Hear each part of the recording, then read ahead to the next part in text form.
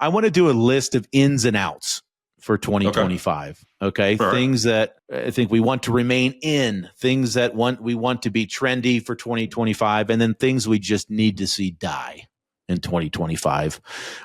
Let's do a little back and forth here. My first in, something that I want to see happen that's going to be trendy in 2025. Are we talking football? Or are we talking anything? We can go anywhere. My first one is football. Perfect. Okay. Taking timeouts at the end of the game when you have them.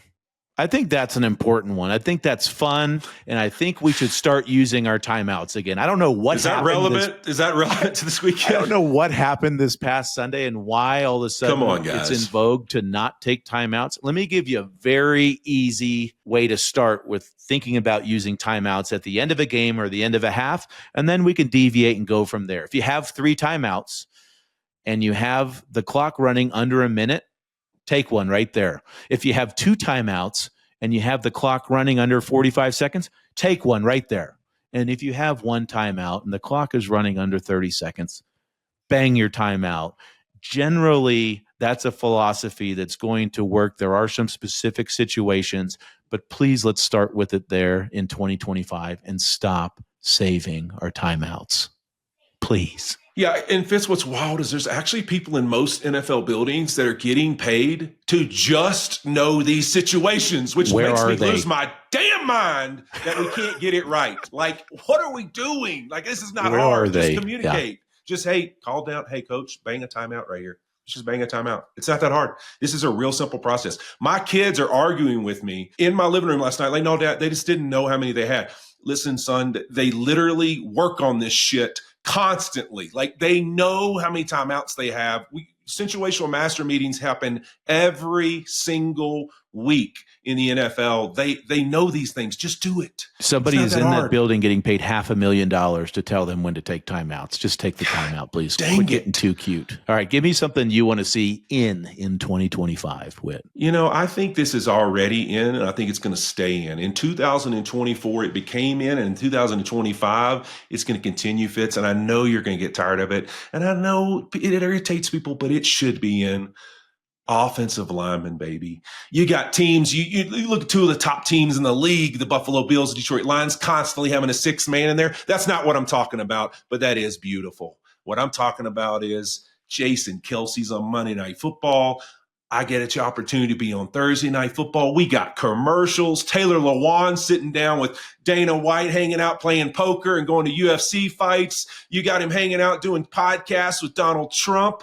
Kylie Kelce, Jason Kelce's wife, is the #1 podcaster. I mean, O-linemen all over networks, on TV, getting a chance to talk about football in commercials. We're everywhere, baby. You're not going to stop it. 2025, offensive linemen are in. Okay. I'm going to cross out one of my outs because that would be super awkward if my out was stop putting offensive linemen on commercials. All right. I've got an in. And this has to do with my golf game. I've got to switch. Better? I have to get better, but I've got to switch putting. I mean, I don't know, belly putter maybe, and I need maybe some advice for you on this. Belly putters are illegal. Well, I'm not going to. Yeah, okay. Well, I guess with my belly a little bit bigger now, it would be grounded. I can't do belly putter. Okay, what about? You're not getting away with that right now. Can I go claw grip or side straddle, or I got to make a change? Whit, I got to make a change. The upright putter might be grounded right now with your belly. So let's be honest. But I get it. Maybe go claw grip. Try claw grip or okay. The forearm. You need to do the you can brace on the forearm. Go like a forearm. Coocher. Okay. You can put it in the forearm. Yeah. I think that might be something for you. I'm going to make the Cooch forearm anchor in because I'm going to putt so well that when I play with people in 2025, they're going to ask me why I changed, teach them the technique. So I'm going, what are we calling it? Forearm anchor? The Cooch. I'm going with the Cooch putting style. Yeah, love that. Love the Cooch. Here's what I would say. My next in for 2025, and it was in for me this year. I'm going to continue because it's been amazing for me. Get outside and move, people. Walk. I try to get you doing your 10,000 steps, Fitz. Listen, just get outside and move. If you live close enough to somewhere that you can walk and it's safe sidewalks and everything, just walk. You don't always have to get in your car and drive places. I'm telling you, just the chance to reflect, take a moment and walk somewhere. You'll feel better. You'll lose weight. You'll feel more energetic. You'll make better decisions. And then the other one that I've been doing a lot, if you really want to take it next level for those people who are into fitness, rucking, baby. Get out and ruck. That's a weighted backpack for time. Ruck? What is rucking? Rucking is something the military uses a lot for training when you think about their backpacks that they have to carry, on foot patrol. And so rucking is they make actual backpacks, for rucking, and they put weighted plates in there.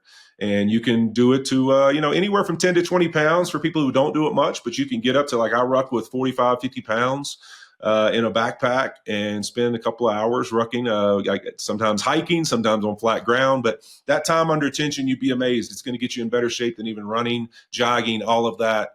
It's a pretty insane workout. It's one of the best things I've been doing for even just my legs and strength training and everything. 'Cause I don't want to squat and do all that mess anymore. So it's been awesome. But rucking is the business. But mainly, get out and move, people. Get off the couches. We're all streaming crap. We're all sitting there, binging stuff. Get out and move. You can hold your phone and walk. Put some headphones in and watch your favorite show and go for a long walk. Let's move, folks. So I'm just trying to grasp this rucking thing. So if I'm up 15 or 20 pounds for my playing days, am I rucking just by walking normally or no? You are doing a version of a ruck if you actually got out and walked. But I would rather you put a backpack on. And I think what you would see is that compared to going jogging or anything else, if you put on a weighted backpack and went and walked for a couple hours every day, you would lose an insane amount of weight. There's a lot of studies on the amount of calories burned by carrying weight like that. Dang. And it's pretty absurd. And there's been great research on it. And there's some of my favorite books that talk a lot about rucking. So there's a book called The Comfort Crisis where he goes into talks about rucking a lot. That's amazing. So check that one out. Maybe that's why Elon Musk has his son on his shoulders all the time. He's lost some weight, it looks like, so maybe he's rucking. Okay. Innovative. This is great. So a lot of my ins are about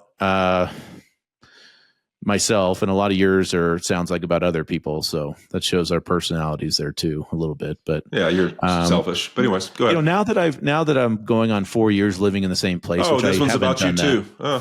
Yeah. Which I haven't done that for a while, but I want to establish a routine, just like you and your rucking. I want 3 or 4 places that I go to often enough to where I don't have to say anything or I don't have to order.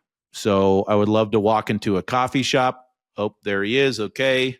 I go pay my $7 for a black Americano, or maybe at a golf course, cart girl comes up. She knows my drink.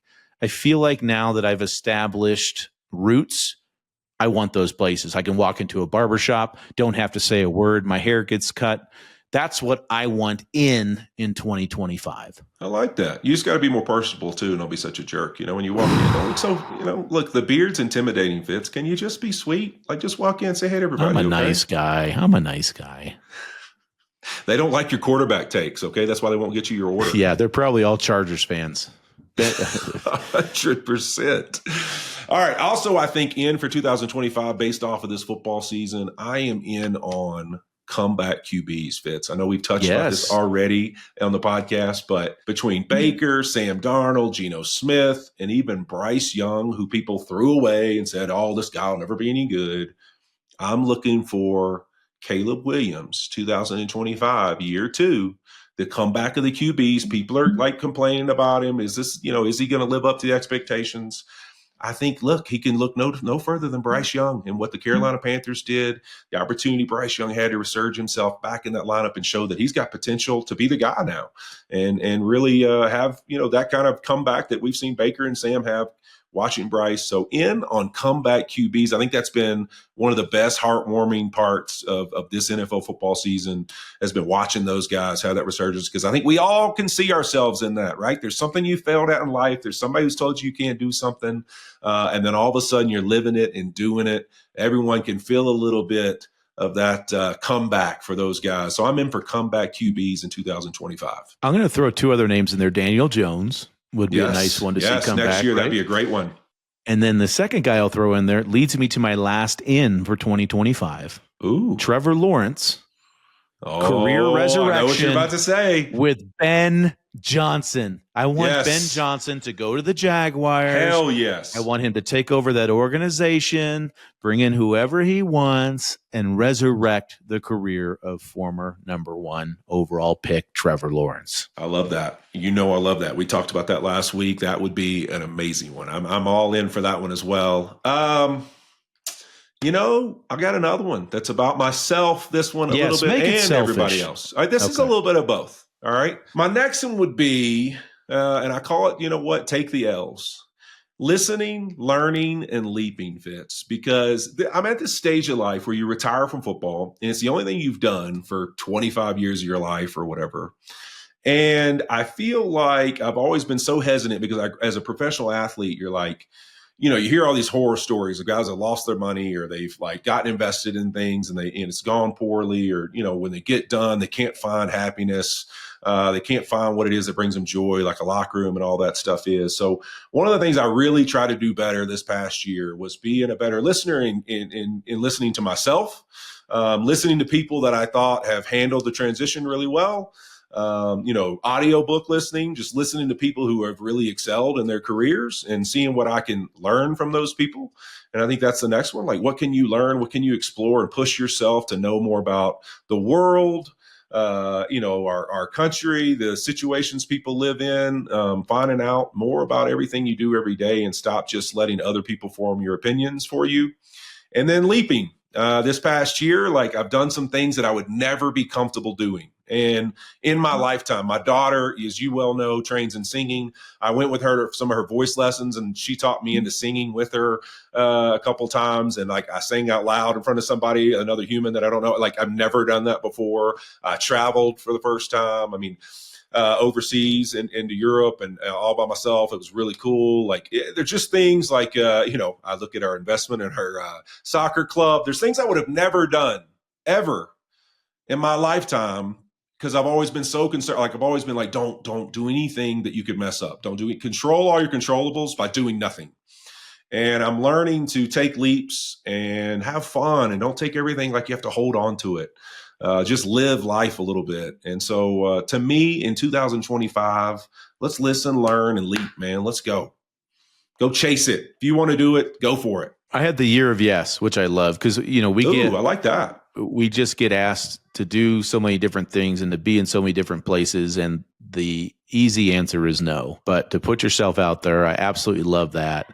Also, you mentioned a soccer club. We can't say which yet. So maybe people can investigate into that one. But look, we did something. We took a leap. We haven't announced it yet. You almost let the cat out of the bag there. And I didn't say it. I didn't say it. You didn't say it. I wasn't really paying attention at the first thing you said there. So listening. Yeah.